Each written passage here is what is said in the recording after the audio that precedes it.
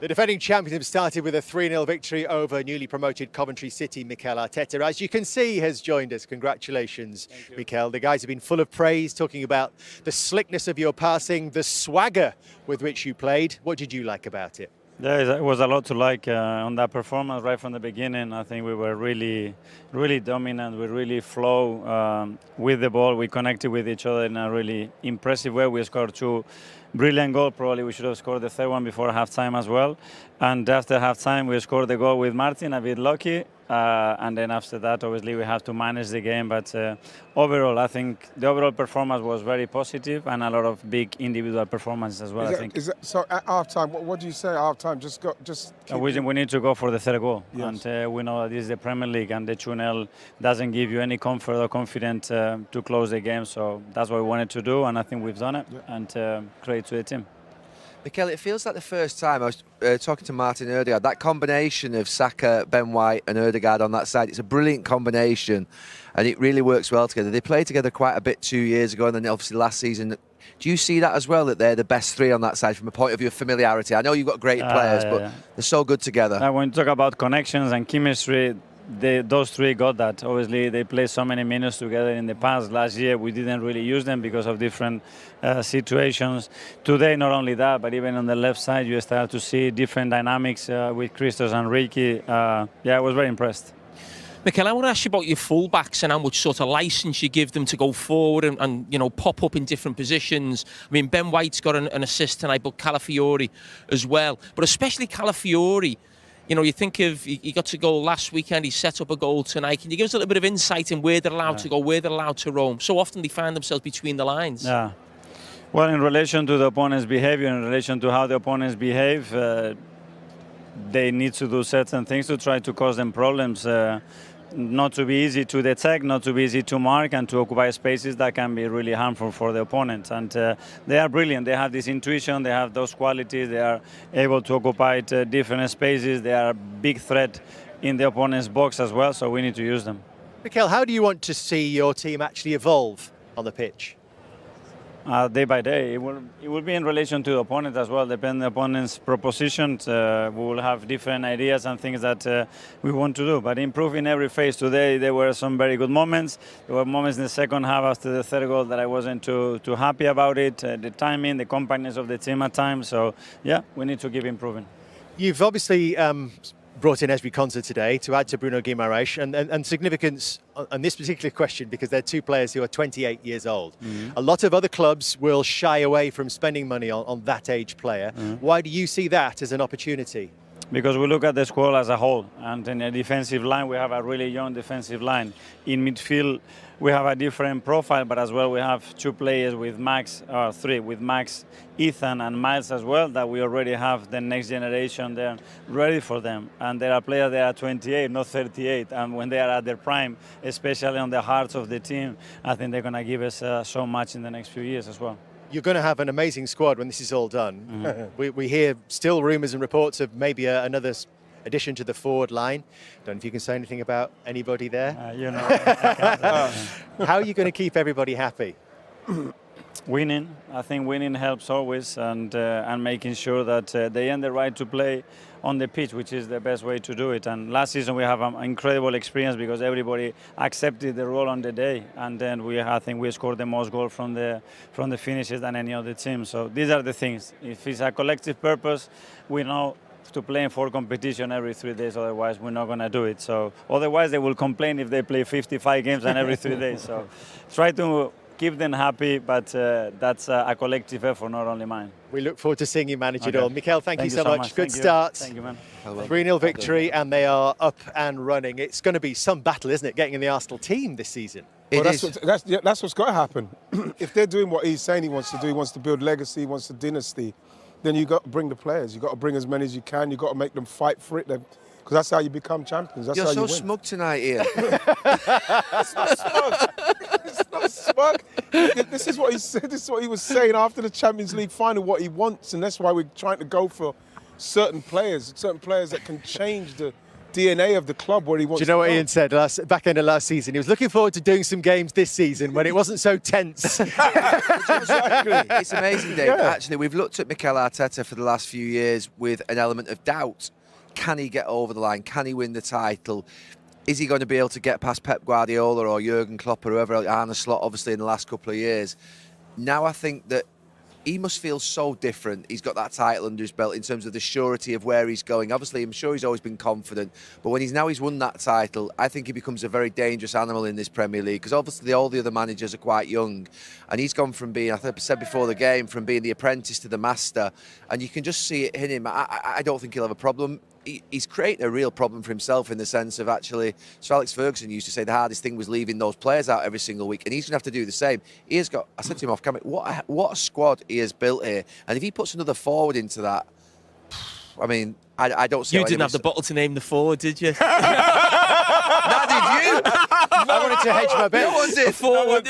A journalist will never go with one name because there might be another one. But you know something? If they could, I mean, look, we think that Alvarez wants to go to Barcelona, but if they could get Alvarez somehow, Arsenal, I mean, that is going to light this place up, because then you've got a world-class striker to go with all the other world-class defenders and midfield players, and they become not just, actually, to be fair, Premier League title winners. You're then thinking that they can go that extra step and win a Champions League as well. So, look, it's massive, this next 10 days. He does need, I mean, Jamie's made the point quite a few times that they just need that little bit, he needs that little bit of magic up front, that when you don't play well, they'll go and win a big game for you. And he just maybe, has he got enough of that? I'm not sure. Did you see something of that in Zolis on his debut? What I would say is he probably hasn't got the biggest of names, but he could then grow to be a fantastic player.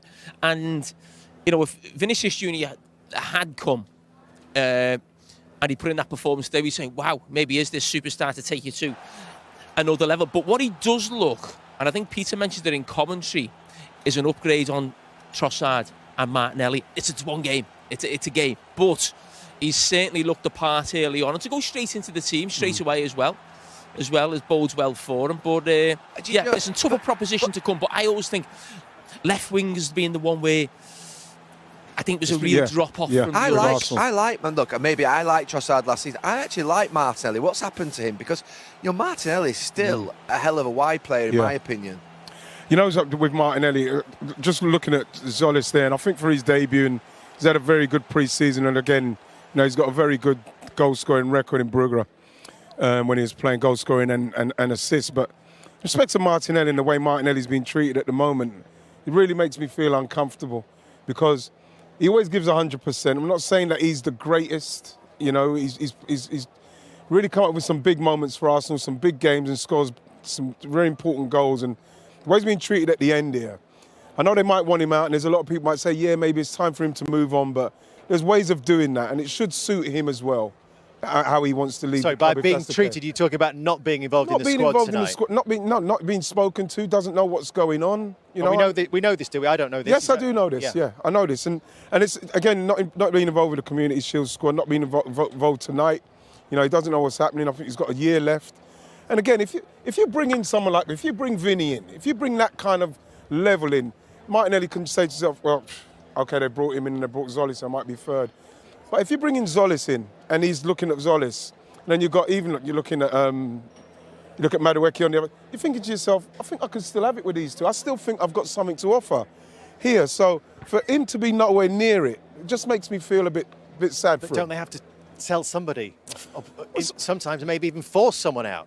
Yeah, but you say that. I'm not even bothered about all that. I'm just saying that I think he's done enough with this team, this squad, to be treated a little bit more respect than he's been treated with at the moment.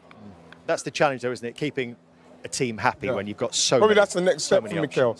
You're going to get maybe that kind of situation and how it's dealt with, because at the moment they're on that trajectory going that way, and they're not looking at the stragglers at the minute. So I'm just hoping it can all work out right for Martinelli.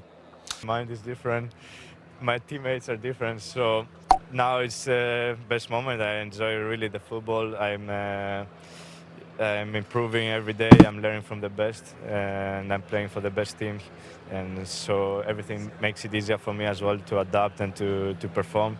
So yeah, I can say there are big differences from 5 years ago, And I learned a lot of stuff in Norwich, to be fair, in difficult moments, but then you have to see the positive things as well. You went away to Belgium, played really, really well. As you said, your body changed, your game changed. But knowing the Premier League, what were you looking forward to coming back to the Premier League? Why was it so exciting for you? Yeah, because obviously you play for the champions of England, so that's directly exciting to play for such a big team. And I was feeling that I'm ready to play in the Premier League. I was feeling also in last 2 years with Bruce, I played in Champions League, so I could see a bit the levels more or less the same. We play against Premier League teams, we play with big teams, and we were always performing, and I was feeling I could perform as well. So I was feeling it was the right step for me to make it to Premier League, and yeah, so far it's nice to be part of this team. And like I said before, everything is a bit easier for me to play here. The left side was so dynamic, particularly in the first half. How much have you worked with Riccardo Calafiori in your understanding of how you play together on that left side? Yeah, I think with Ricky we are now 1 month together from the pre-season. That was really important for me to be directly in the pre-season with the team and to know each other. And yeah, he's a very smart player. He can be inverting fullback, can go inside and use the space, open the space for me. So always we create the 2 against 1 or 2 against 2. So it's very difficult for the opponent to defend that. And yeah, I think we can switch the position as well very well. And so far works very good, and I'm happy I have him. Do you have a license to move across the field as well at times when you want? I think one of the goals you came right from the left to the right-hand side. Is that license from the manager? Yeah, we have. I can't say a lot, but we have the freedom, the attacking players, to move and to have the feeling. I'm not doing every time that. I try in the right moment to create the overload to the other side, because who can defend me on the other side, for example? So it's the risky also. If you lose a ball, then the other side is open. But with this quality we have, I trust my teammates, and I take the risk to go the other side. And yeah, sometimes can work. And yeah, I feel when it's the right moment, I'm doing this also. Mikel Arteta's style of football is very complex. I remember Eze coming here and saying it took him a while to get used to it. You've been here a few weeks and look like you've been here for years. How have you made that transition so easy? Yes, I was prepared a bit. I was really watching a lot of Arsenal games last year, and to understand the playing style. And during the summer as well, when I was hear the rumors about me to sign for Arsenal, I started to analyze a bit the game of Arsenal. And to be fair, there are many similarities with my previous club. Of course, here is the highest level.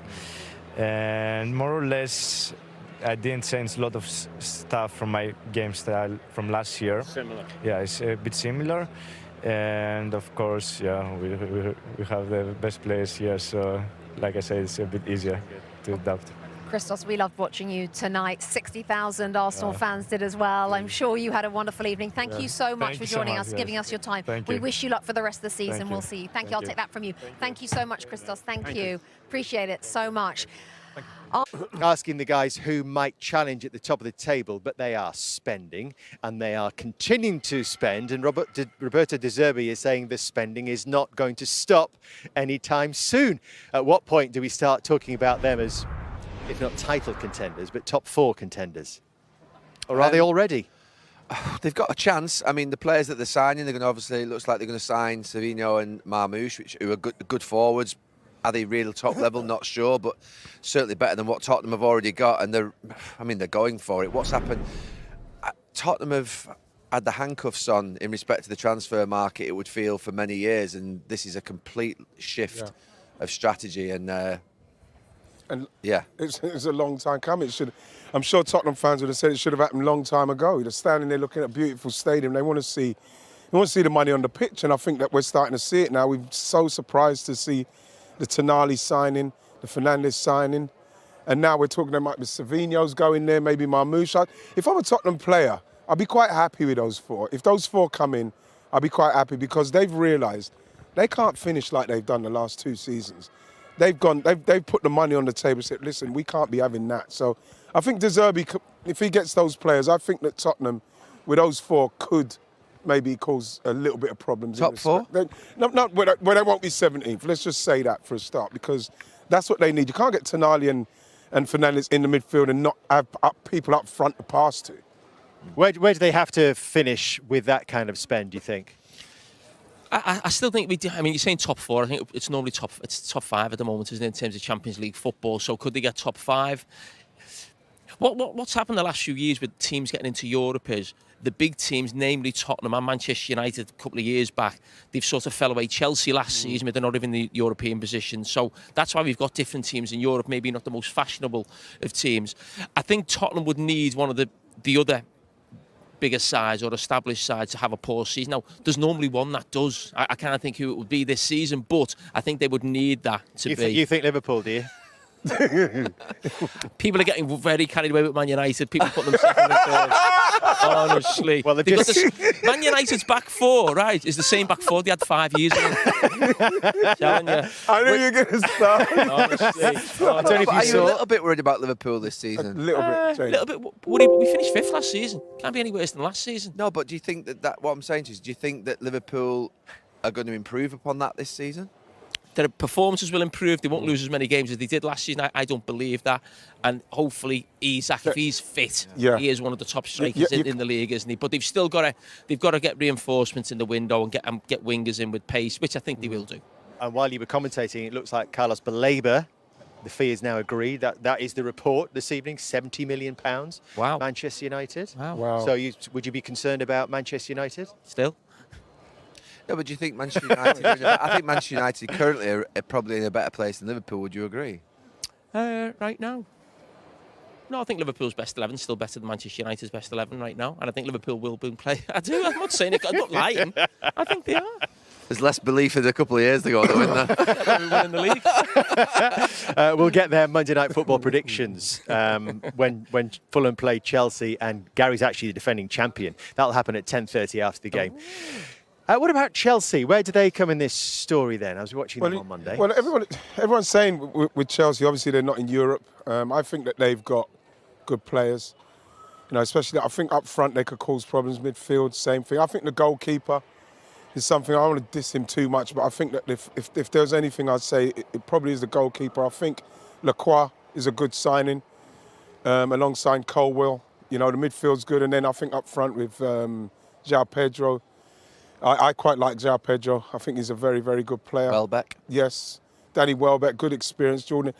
That's what they need, a bit of experience in it. And like I say, without the European games, I think Chelsea can cause a problem as well. I think Chelsea is set to finish Champions League. You think so? Yeah. Could they even knock on the door a little bit higher? No, I just think when you're... I go back a few...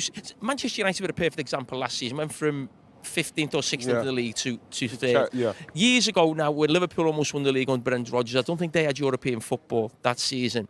I just think if you've still got good players, which they have, and you're training and getting yourself ready to be sort of at it every weekend, the problem sometimes that the biggest teams have is sometimes you can catch them maybe on a Saturday 3 o'clock game and they've played midweek on the Wednesday and they're not quite there and they'll draw a game or lose a game. You've never got that thing when you've got no European football, and I think, you know, you're training as well. The training, the sports science building up to every game, you should be absolutely flying at the weekend. So I think Chelsea is safe to Champions League. They've added experience, Gary. No Club World Cup this time. 10 years since they last won the title, 2016 under Conte, when they didn't have European football and they played 3 at the back. I completely agree with Jamie. I think they're a certainty to finish in the Champions League place. I think they could even be second. They could get nearest to Arsenal. I think the signings of Welbeck, Henderson bring standards, discipline, organisation and guardianship of the dressing room to ensure that the likes of Rodgers, Cole Palmer, those talented young players, Enzo Fernandez, those ones that really are, to be fair, quite special in their talent, but they need to receive what real high standards and professionalism looks like. And I do think that knowing both of those, Henderson and Welbeck, that they'll show that. So I think they've got a good chance. I think it was crazy that they used to sign these young players and basically get rid of every single experienced player, and then they had inexperienced managers and inexperienced sporting directors. It's absolutely the right thing to put a couple of good soldiers in the dressing room, and that's what they've done. Very, very excited for Cole Palmer and Morgan Rogers. Morgan Rogers to get those two firing. That's going to be really good. Honestly, I'd love to have had Morgan. There'll be a handful up front, and they've got probably on paper best midfield in the league. Jamie, what about that next group of clubs? Bournemouth, Brighton, Brentford, Sunderland, who all excelled last season. Aston Villa have obviously had a difficult evolutionary summer so far, but could any of those teams take a step towards the top 5? I think it'll only be Aston Villa, but I mean, they're just getting decimated now, and I know he's a genius, Unai Emery, and for me right now, I still put him at the top in terms of managers. When you actually look at his career and what he's done, the job he's done at Villa, but his career, what he's done at different clubs, I think it's difficult to argue who is better than him in the Premier League. And every season I almost write them off, and I'm a little bit reticent to do the same again, but I do look at it and think, you know, Morgan Rogers, Konza at the back, I think they're looking to maybe move the goalkeeper on. They've brought a new goalkeeper as well. I just think, and they are in the Champions League. Ollie Watkins. Yeah, Tielemans, and they are in the Champions League as well. That takes a lot out of them as well. But I think the other teams you just mentioned there, I think they benefit on the back of basically 2 or 3 big Premier League teams not doing as well. Hence, you know, Sunderland find themselves in Europe. I worry for Sunderland, Dave. I know you're Sunderland. You keep saying it. I keep hearing you say it. No, I just think that Thursday-Sunday thing, a lot of the games last season were tight and it just went their way. You know, and brilliant. But there was also AFCON last year, which they had to handle in their first season with a lot of African players that they lost for a while. Yeah, I didn't think of that. Good point, Dave. Good point, Dave. A great point. Great point. Jamie, you've got to shout out some love anytime you can, Jamie. I'll put them 12th. They've just gone up to 12th now. Oh, that's good news. That's cheered everyone up there. And of course, you're up there on Sunday. What are you expecting from Newcastle United this season? I'm really worried about Newcastle. I don't know why. I think it could be could be turmoil up there this year. And I hope it's not, because it was for so many years under Mike Ashley. Been brilliant in the last 3 or 4 years, and I'm hoping they're not going back there again. Right. I think that manager's got something about him. I don't know why. There's just something. I look at him when he's got a vibe. He's got some nice something about him. Yeah, I love Eddie Howe, but yeah. Looks like a bit of a spiky character that we're going to enjoy. You love spiky characters. Oh, yeah. Jamie, Garrett, Ian, thank you very much. Great to have you. These two teams have met since February 2001. And you mentioned that momentum earlier on, Theo, the winning mentality as well. That was what they wanted again tonight, to pick up where they left off. Yeah, because they had a bit of an indifferent pre-season as well. We understand a lot of people at times really look too much into pre-season.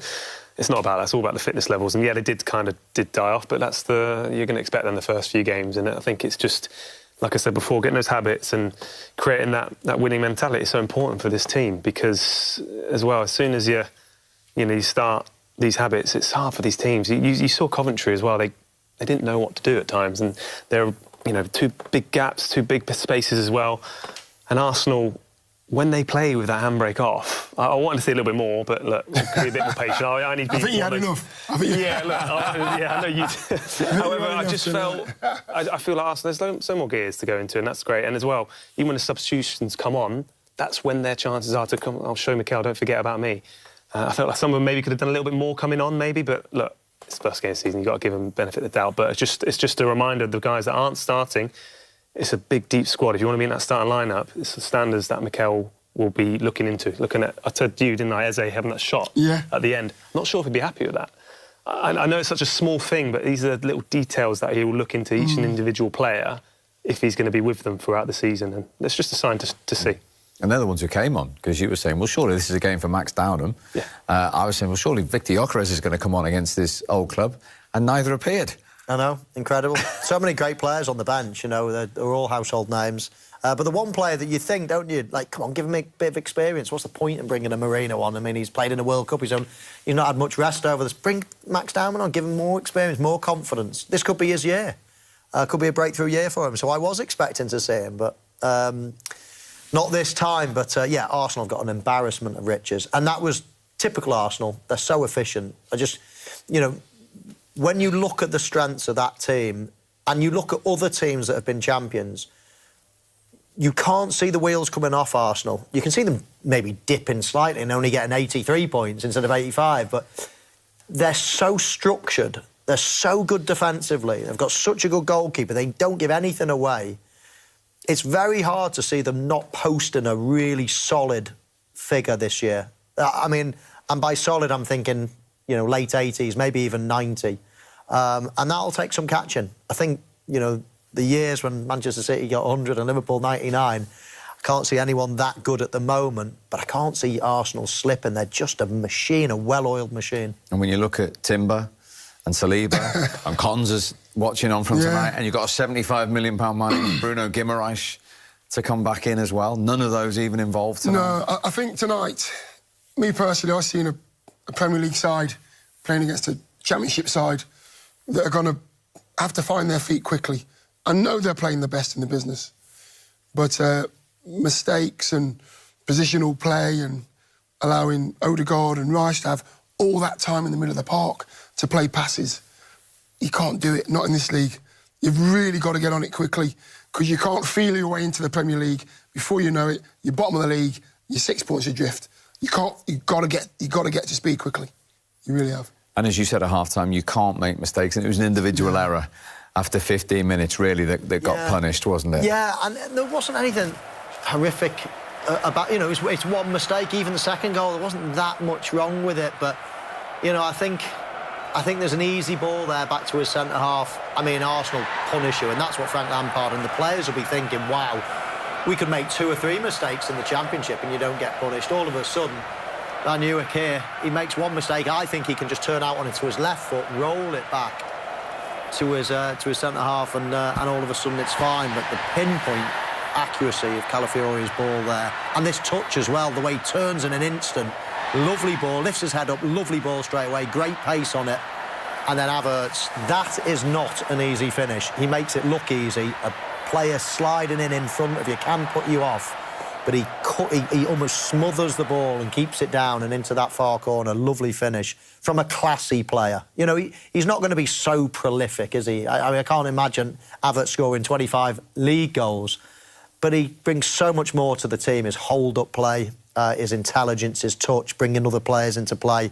And when he gets a chance, he rarely misses. And he hardly played last season, let's remember. If he can stay injury-free, he'll be like half a new signing, really, won't he? Yeah, he will be. And as well, he's a player that I always felt like in the big games, he's the go-to guy. He's so important for the squad because he's the player that gets the best out of everyone else. And I think Odegaard Martin really enjoys playing with someone like him because at times they rotate, he's comfortable in that position. Gyökeres is very different. They're completely different players, and that's the thing that people got to remember.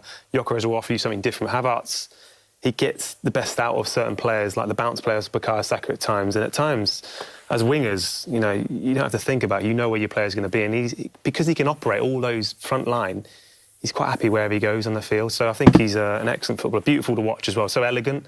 You know, it kind of reminds me of the way he floats around like a bit like Ozil at times. And I just think at times maybe you think there's more in him, but it's just the way his presence is on the pitch. It makes it look easy. Yeah. I mean, Arsenal looks so relaxed, outstanding. As well, going on the overlap past Saka, and Coventry defenders are not quite sure what to do, and do I pass him on? And they're the little things, the information, and I'll stay, you go. Just wasn't there tonight. The ball back to Thomas, you know, could have stopped that chance arising, but it's little margins. You're playing against the best, but it's little margins. Stop those little margins. And you appreciated 2-0, one wide man to another, and Zolis had an impressive evening, didn't he, on his debut? I like him a lot. He reminds me of Alexi, and the reason why I said it, where he kind of gets the ball, his first touch is positive, first thought is forward, and I'm going to attack my fullback.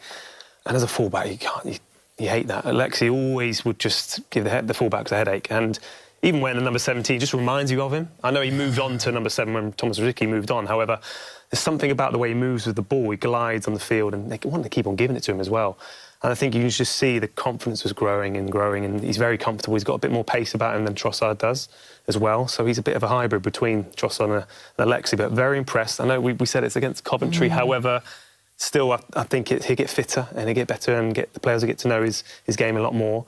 But I like what I see so far. I really do. I'm very impressed. Potentially an upgrade on Trossard, do you feel? Bit of freshness there? Yeah, I mean, you know, they had Martinelli and Trossard, didn't they, last season? It's interesting that Arteta, well, he's shown his hand, hasn't he, really? He obviously didn't really rate it. He thinks there's an upgrade in there somewhere, and that's why he's gone and made the move. So, yeah, positive start, I thought, in the Community Shield. He played particularly well as well, so good start. And a brave signing in many ways. I mean, he's had a little crack at English football and didn't really succeed. He's gone back abroad and then started playing well again. And so yeah, it's quite a brave move in a way. But it was You know, of course, Vinny Jr. was mentioned, wasn't he, as coming over. I never saw that happening, but obviously there's no smoke without fire, and it was a position that obviously Arteta was willing to strengthen. So, a good start, really good start, because it's not easy to come into a team and hit the ground running straight away. And he had a big part in that second goal, Dion, but Coventry do any more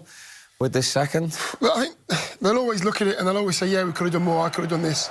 It comes from that goalkeeper's kick. It does, but again, like, you know, if you're not going to lay a glove on players like Rice, look at the space he has here, and Odegaard, look at the space as well. No Coventry players got anywhere near him. Back to Rice, no one near him, and then you get the last pass here, which is going into that corridor, and then anything can happen then.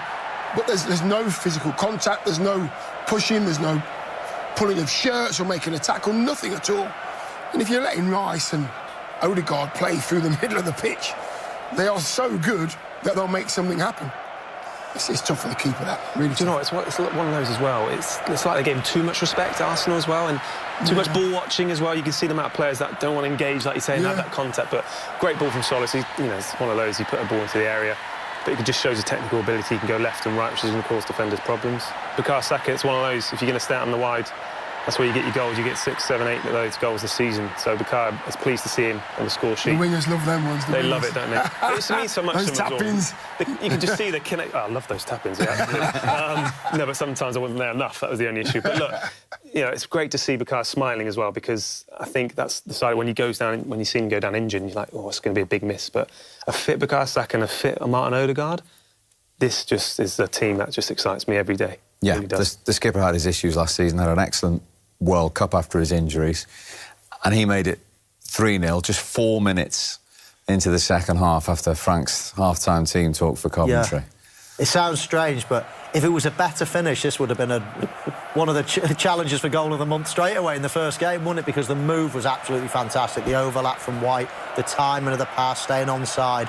And if he had slotted that into the corner, that would have been a lovely team goal. As it was a scuff finish and probably a goalkeeper mistake in the end. I love the timing of Ben White's run. He waits and the build-up continues, and then all of a sudden, when the ball and the timing is right, and just look at Saka, just come in off the wing, that's his signal to go. That's my signal. Now I've got room to run in behind, and the timing of everything was absolutely perfect. As I say, just a shame that there was a scruffy finish in the way. A bit of a miskick. The goalkeeper tries to guess, and, I suppose you can't guess too much, but it was a mistake. Even there, you think, oh, has he got enough of a hand to it that he can keep it out? He couldn't do that again if he tried, Mo, could he? No, absolutely. So a bit of a scruffy finish, but a lovely team goal from Arsenal. For me, it just felt like the pattern of the game. They were just late to everything, Coventry. The wingers kind of switched off at times. You mentioned it on so many times, the amount of times that the fullback was alone 1v1 with the wingers. It's music to my ears. Yeah. You just switch off, and you can't switch off against champions. You can't. But look, I feel like at times it just shows this is the standard. Frank will get the guys in and say, look, this is, you're not going to get a given here at all. It's just, they're going to have to be a different mindset of getting used to losing a few more games. They won so many last year, and it's how the players going to react losing. They won so many, right, last year. So that's the side that he's going to have to manage. But look, great goal, Martin Odegaard. You're right. It would have been nice if it was just tucked in, but it actually looks worse and worse when you see it at the keeper as well, for me. I feel for keepers. I'm probably the biggest keeper basher ever. Yeah. Oh, I hate keepers. Yeah, I don't feel sorry for them. But I don't feel sorry for them at all. But as well, Martin Odegaard fit, it just gets everyone ticking for me. It really does. OK, well, you said there, what will Frank Lampard learn? Let's get the post-match thoughts now from the Coventry City manager. Do you like that calm, measured approach from him? Yeah, I think you have to approach this result like that, because Arsenal are so good, and we've seen how good they were last season. Theo said pre-season not been great, but they're back on the big stage and they just switched on again. The quality is incredible, and I think Frank's right to approach this result like that. Otherwise, his players could get too low and then you couldn't get yourself back up again. He said the fans understand. I think they do. I think the players now have gone, oh, that's the standard, is it? That's what they needed to see. And it's no bad thing for Coventry to have this result, because if they'd have got a result and nicked a draw, they might have thought, oh, we're OK. They've got beaten by the best team in the country. Now their levels have to go so much higher. They've got a tough game out the way as well, haven't they? You've got to look at positives. That's that out the way. No one's good. Not very few teams will get points there. That's out the way. they can look at Hull now. They've got Hull in the next game. They beat Hull, which they've got a very, very good chance of doing. All of a sudden, they're probably in the top half of the Premier League.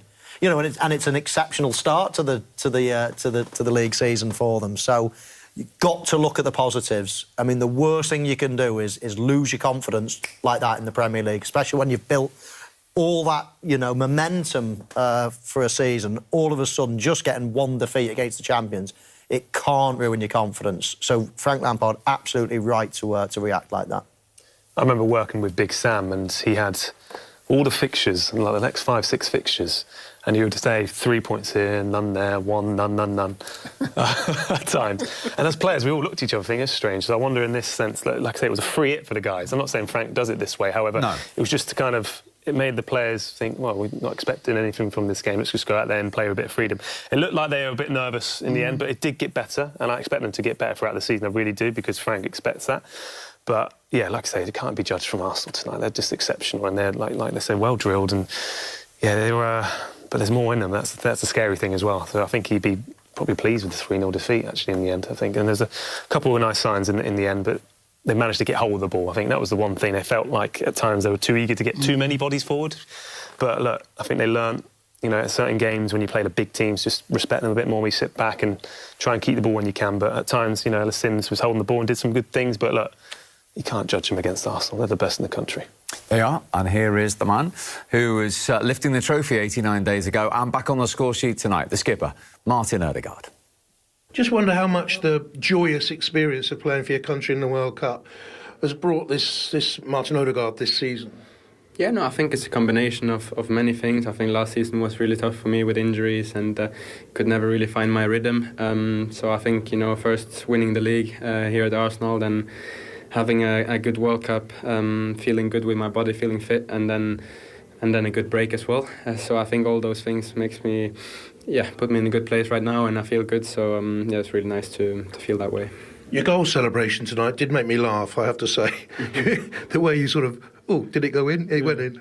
Yeah, no, it was a strange finish. I don't know what happened, to be honest, but I went in and I'm there, you know, in the right areas in the box. So that's the main thing, to be there. Then you get goals like that. So they all count, and really happy. How impressed were you with Solis on his Premier League debut? Yeah, amazing. I think he played a brilliant game. I think he's been brilliant whole pre-season, and he's so lively, so hard to defend him, and also really intelligent player. You know, he always looks up and finds the right pass, and really dangerous all the time. So really good. And how aware are you as a group that every minute of every game is important for every Arsenal player now, because the strength in depth, the competition for places is so fierce? Yeah, no, the squad is unbelievable, and there's so many good players fighting for every single position, and you can see that in training. You know how we push each other, and we make each other better, and that's a good thing. And finally, one comment you made in the match programme tonight really intrigued me. You're not here, Arsenal not here to defend the title. Arsenal are here to attack the title. Yeah, no, for sure, that's the mindset. We don't feel like we have to defend anything. We want to do it again, and that's the mindset. Last year is finished now, you know, so we want to do it again, and we want to attack it, and we want to fight for it again. Well done. Thank you. All the mindset, every message is such positive, isn't it, coming out of the dressing room and everybody's mouths? Yeah, not just the players as well, it's the staff, it's Win the dog as well, of course, don't forget about him. No, but I just think you need to keep on hearing these, and in the messages at the training grounds, and you constantly see them. It's always going to refresh your mind, it's always going to be a reminder. But like Martin says there, they're all pushing each other, but in a healthy way. I think it's important as well. They know where the line is, but because they want to get the best out of everyone, because the reward was win the Premier League, You know, the next big one, of course, is the Champions League. However, look, I think they will keep pushing each other in the right ways, because it's important to have that healthy competition in the squad. I think that's the thing that's changed in previous years. I remember when I was there, at times there might have been indifferent with certain players, wanting players not to do particularly well, just so they could get a chance. I think there's a sense, for me anyway, when I see this group, when you see them all celebrate on the sidelines, they actually all they're in it together. Maybe sometimes, I don't know if what you think, Mo, but like the mindset of certain players are actually kind of not happy, but they're kind of, they know they will play their role if they're not starting. And I think the way Mikel's managed those guys as well is really important. I don't know how you see it. I mean, you wouldn't have been happy you didn't play, I get that, but I just think there's a different side of it right now in the Arsenal setup. Yeah, no, absolutely. And I look at it now and as well, and you listen to these guys and actually their words have got credibility. Now they've won the league, you actually listen to them and think, oh, yeah, I like that. Oh, I like that as well. When you keep coming second, when you've not done it before, all of a sudden, you know, you're listening and thinking, well, you still haven't done it. You've still got to get over that line before you can start talking like this. But now they've done it, all of a sudden, you know, you read in their programmes, we're not going to defend it, we're going to attack the league title again. And all of a sudden you think, I like that. I like the sound of that. I like what Mikel Arteta was saying before the game. And with that title, with that confidence, you know, people start standing up and listening. And as I say, it gives you credibility. It gives a bit more power in what they're saying and belief, and they'll be saying it with conviction and feeling it with conviction now.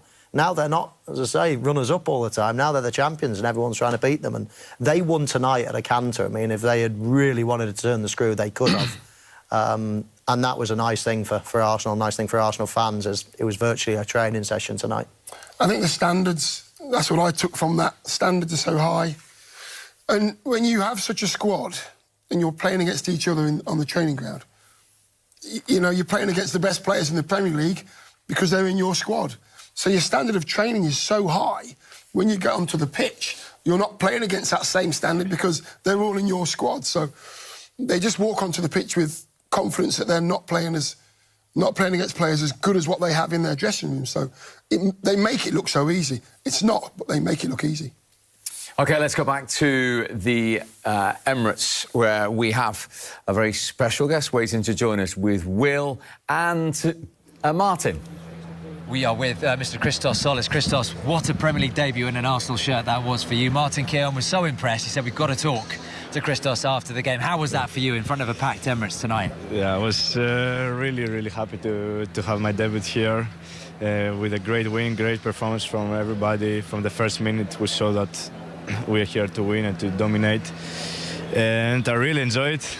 It was a full stadium, so happy about my performance, the team performance. I could have a goal, but it didn't happen today. But yeah, we're looking forward. We look forward, and from tomorrow recovery and prepare for the next game. I was in the press room at half time, and we were racking our brains for as good a performance in the first half for a debutant as yourself. And we were thinking Freddie Ljungberg back in the day, so that's high praise. How have you managed to, I know you got 40 assists last year, so you're coming into really good form, but how have you settled so quickly? Tell me how you've done that. To be fair, my teammates make it easier for me because they play so well, like positionings are very good, they play forward, quick football, so everything is how I like to play as well, and makes it easy for me to make the simple things look good. And yeah, I think most of the times it's about the positioning and the body positioning, and always I try to play forward and to create for my teammates. Or good early cross there. Counts for assist or not? Unfortunately, no. I'd like to give it you, but in the fantasy, I still count. So I take the good try. I take the 3 points. It certainly caught the goalkeeper out. The speed at which you put it in. I thought Saka was clever there because he pulled away nicely. Yeah, he was waiting for that. Christos, I remember being here 2021 and watching you in a Norwich shirt. We know what happened at the end of that season. Obviously, Norwich relegated. How much have you matured as a player? I watched you last season in the Champions League for Club Bruges. You've come on leaps and bounds, haven't you? Yeah, it's crazy. Like if you think like 4 years ago I was playing for Norwich and we relegated and make my Premier League debut in Emirates, by fact. And yeah, you learn a lot of things. I was young, I was 19, and it's totally different also when you play for a team that promotes from Championship to Premier League. It's always difficult to create and to have a lot of possessions. So for me as a forward player and young, it was very hard to create and to play my football like I used to play. And now it's... Martin, I know mine's got a million questions for you, but we're about to go off air, Christos. We could talk all night. And confirmation I'm hearing, it is a fantasy assist. So congratulations on that one. Steve, back to you in the studio. Thank you so much. And that's the important bit of the evening. Thank you very much indeed, gentlemen. Yeah, it was some debut, wasn't it, from Christos Solis for Arsenal tonight. One of many positives on his return to the Emirates. My thanks to Theo, Dion and Michael.